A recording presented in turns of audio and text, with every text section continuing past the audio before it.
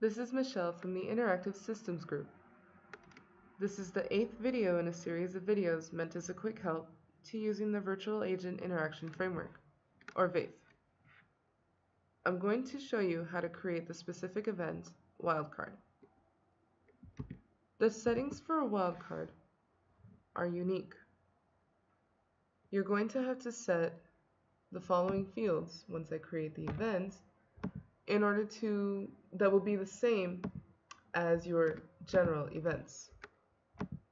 The fields that are going to be the same as other events are the agent, the want in range, the want looked at, whether you want it to be the last event or not, and what my next event is going to be.